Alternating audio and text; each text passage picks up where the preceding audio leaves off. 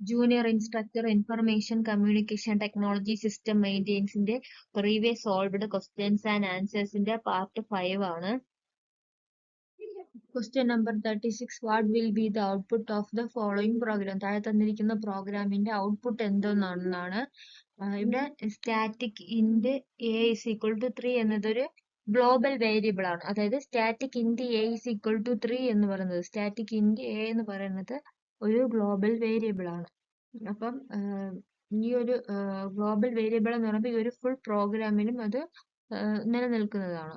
അടുത്ത് main of function. Main of ഫംഗ്ഷനിലോട്ട് പോകുമ്പോഴത്തേക്കും എന്താണ് ഓയുടെ main of A is equal to 5. A is equal to 5 എന്നത് ഗ്ലോബൽ എയുടെ വാല്യൂ എന്താണ്? ഗ്ലോബൽ എയുടെ വാല്യൂ 3 എന്നാണ്. ആ 3 നിന്ന് മാറി അടുത്ത മെയിൻ ഓഫ് ഫംഗ്ഷനകത്ത് വരുമ്പോൾ എയുടെ വാല്യൂ 5 ആകുന്നു.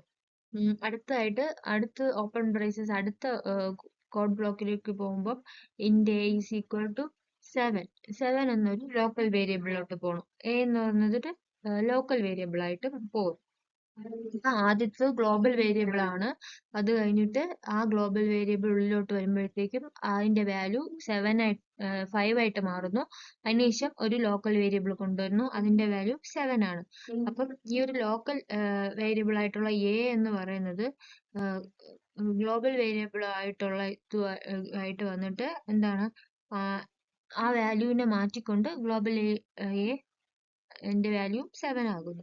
അതിനുശേഷം ഈ ഒരു ലോക്കൽ എ എന്താണ്? ലോക്കൽ എന്റെ വാല്യൂ എക്സിറ്റ് ആവുമ്പോഴത്തേക്കും അതിന്റെ വാല്യൂ എന്താണ്?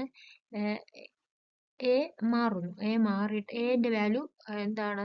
ഈ ഒരു ഫുൾ ഗ്ലോബൽ വേരിയബിൾ ഈ ഒരു ലോക്കൽ വേരിയബിളിനെ അങ്ങ് മാറ്റിക്കളയുമ്പോഴത്തേക്കും ഔട്ട്പുട്ട് ആയിട്ട് പ്രിന്റ് ചെയ്യണത് ഏതാണ്? ഗ്ലോബൽ വേരിയബിളിന്റെ ആദ്യത്തെ വാല്യൂ എ എന്ന് പറയുന്നത് 5 ആണ്. ആ 5 ആണ് പ്രിന്റ് ചെയ്യുന്നത്. അപ്പൊ അവസാനമായിട്ട് നമുക്ക് കിട്ടുന്ന ഔട്ട്പുട്ട് എന്ന് പറയുന്നത് ഓപ്ഷൻ ബി 5 ആണ്. Question number 37. Default storage class of A variable declaration is. അതായത് ഒരു വേരിയബിൾ ഡിക്ലറേഷന്റെ ഡിഫാൾട്ട് സ്റ്റോറേജ് ക്ലാസ് എന്താണെന്നാണ്. Option A auto, extern, static, register. ഇതിൽ ഏതാണ് ഓട്ടോ? ഓട്ടോ അല്ലെങ്കിൽ ഓട്ടോ പറയുന്നത് എന്താണ്? ഓട്ടോമാറ്റിക് എന്നതാണ്. അപ്പം ഇതൊരു ലോക്കൽ വേരിയബിളിന്റെ എന്താണ് ഫങ്ഷൻസ് അല്ലെങ്കിൽ ബ്ലോക്ക്, ഫങ്ഷൻസിന്റെ ബ്ലോക്കിന്റെ ഉള്ളില് ഡിക്ലെയർ ചെയ്യുന്നവയാണ്. ഇതൊരു ഡിഫാൾട്ട് സ്റ്റോറേജ് ക്ലാസ് ആണ്. ഓട്ടോമാറ്റിക് എന്ന് പറയുന്നത് ഡിഫാൾട്ട് സ്റ്റോറേജ് ക്ലാസ് ആണ്. ഇതില് എന്താണ് ഡിഫാൾട്ട് വാല്യൂ ആയിരിക്കും ഉണ്ടായിരിക്കുന്നത്. അതായത് ഈ വേരിയബിളുകൾക്ക് എന്താണ് ഗാർബേജ് ഡിഫാൾട്ട് വാല്യൂ ആയിരിക്കും. അതായത് ഗാർബേജ് എന്ന് പറയുമ്പോഴത്തേക്കും ഒരു ക്രമമില്ലാത്ത രീതിക്കുള്ള ഒരു വാല്യൂ ആയിരിക്കും ഉണ്ടായിരിക്കുന്നത്. ഇത് പ്രോഗ്രാം സ്റ്റാക്കിലായിരിക്കും ഈ ഒരു ഓട്ടോമാറ്റിക് സ്റ്റോർ ചെയ്യുന്നത്. അതുപോലെ തന്നെ ഈ ഫങ്ഷൻ എക്സിക്യൂട്ട് സമയത്ത് ഈ ഒരു ഡിഫാൾട്ട് സ്റ്റോറേജ് ക്ലാസ് എന്താണ്? ഓട്ടോമാറ്റിക് എന്ന് പറഞ്ഞ ഡിഫാൾട്ട് സ്റ്റോറേജ് ക്ലാസ് നശിച്ചു പോവുകയും ചെയ്യുന്നു, ഇല്ലാണ്ടായി പോകുന്നു. അടുത്ത എക്സ്റ്റേൺ എന്ന് വെച്ചാല് ഇത് എന്താണ്? ഈ ഗ്ലോബൽ വേരിയബിളിന്റെ ഒക്കെ ഗ്ലോബൽ വേരിയബിളിന്റെ റെഫറൻസ് കൊടുക്കാൻ വേണ്ടിയിട്ടാണ് ഉപയോഗിക്കുന്നത്.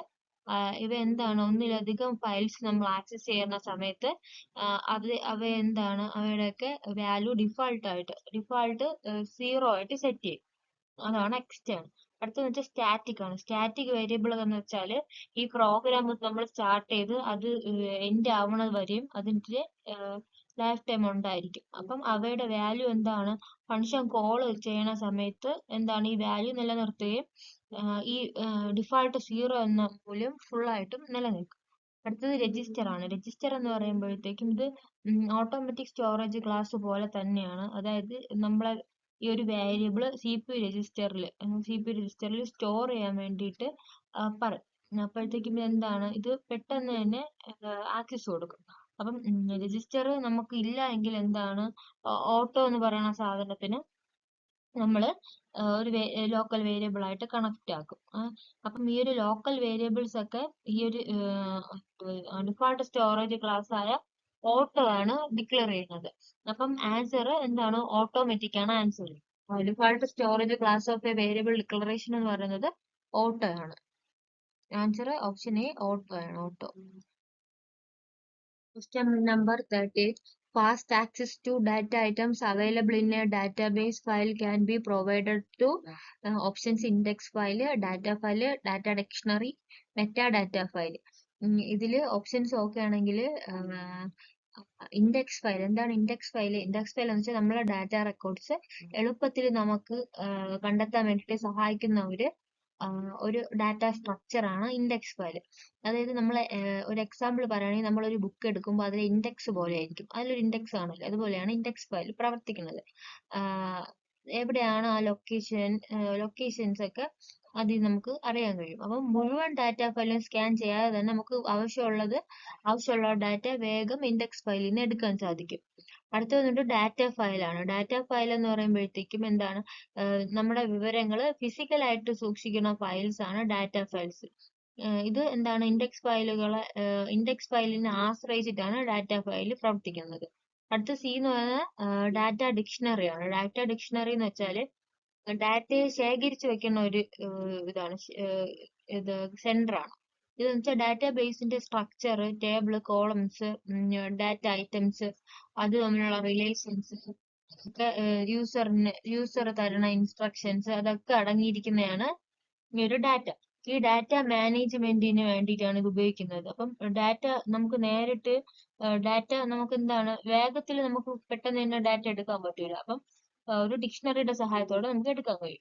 ഇത് മെറ്റാ ഫയൽ, അതായത് ഡാറ്റ ഡിക്ഷണറിയിൽ ഉൾപ്പെടുന്ന തന്നെയാണ് മെറ്റാ ഡാറ്റ എന്ന് പറയുന്നത്. അത് ഡാറ്റകളെ കുറിച്ചുള്ള ഇൻഫർമേഷൻസ് തരുന്നു. അപ്പം ആൻസർ എന്ന് പറയുന്നത് ഓപ്ഷൻ എ ആണ്. ഓപ്ഷൻ എ index file ആണ് answer. Fast access to data items available in a database file can be provided through index file.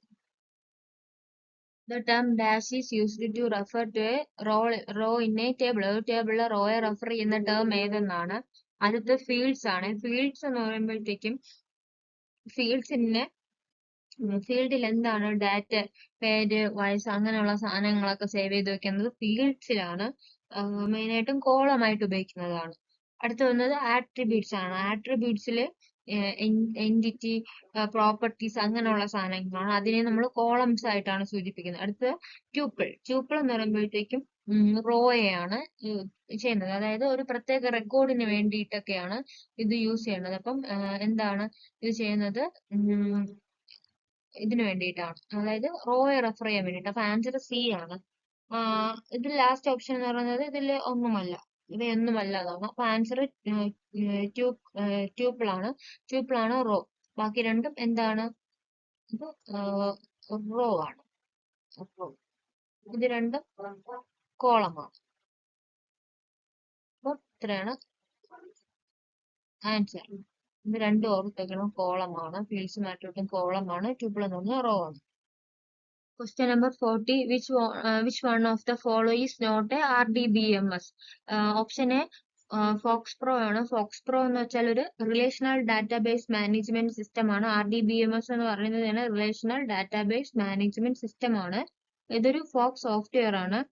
Fox software ആണ് ഈ ഒരു FoxPro എന്ന് പറയുന്ന ഡാറ്റാബേസ്, റിലേഷണൽ ഡാറ്റാബേസ് വികസിപ്പിച്ചെടുത്തത്. പിന്നെ ഇതിന്റെ ഒരു കാര്യം നോക്കുകയാണെങ്കിൽ ഇത് എന്താണ്, അവസാന ഘട്ടത്തിൽ മൈക്രോസോഫ്റ്റ് ഈ ഒരു FoxProയെ ഏറ്റെടുക്കുകയായിരുന്നു. അപ്പം എന്താണ്, ഇത് ടേബിൾസ് തമ്മിലുള്ള റിലേഷനെയാണ് നോക്കുന്നത്. അതുകൊണ്ട് തന്നെ എന്താണ്, ഈ ഒരു റിലേഷണൽ ഡാറ്റാബേസ് മാനേജ്മെന്റിൽ റിലേഷൻസിനെയാണ് കൂടുതൽ പ്രാധാന്യം. ഈ ട്രാൻസാക്ഷണൽ പ്രോസസ്സിംഗ് ഒക്കെ കുറവായിരിക്കും. അപ്പം FoxProയെ എന്താണ്, ഒരു റിലേഷണൽ ഡാറ്റാബേസ് മാനേജ്മെന്റ് സിസ്റ്റമാണ്. അടുത്തതെന്ന് വെച്ചാല് ഒറാക്കിൾ എന്ന് വെച്ചാല് അതും ഒരു റിലേഷണൽ ഡാറ്റാബേസ് മാനേജ്മെന്റ് സിസ്റ്റമാണ്. അതാണ് വികസിപ്പിച്ചത്. അപ്പോൾ ഇത്രയാണ്. ബാക്കി മറ്റൊരു ഓപ്ഷൻസ് ഇല്ല, ക്വസ്റ്റ്യനിൽ ഓപ്ഷൻസ് ഇല്ലായിരുന്നു. അപ്പം ഇത് രണ്ടുമാണ്. FoxProയും ഒരു റിലേഷണൽ ഡാറ്റാബേസ് മാനേജ്മെന്റ് സിസ്റ്റമാണ്, ഒറാക്കിളും ഒരു ഡാറ്റാബേസ് മാനേജ്മെന്റ് സിസ്റ്റമാണ്. Thank you. അടുത്ത വീഡിയോയിൽ കാണാം. എല്ലാവരും ലൈക്ക് ചെയ്യുക, ഷെയർ ചെയ്യുക, കമന്റ് ചെയ്യുക. എന്തെങ്കിലും ഡൗട്ട്സ് ഉണ്ടെങ്കിലും കമന്റ് സെക്ഷനിൽ അറിയിച്ചാൽ മതി. അപ്പം താങ്ക് യു. അടുത്ത സെക്ഷനുമായിട്ട് കാണാം. Thank you.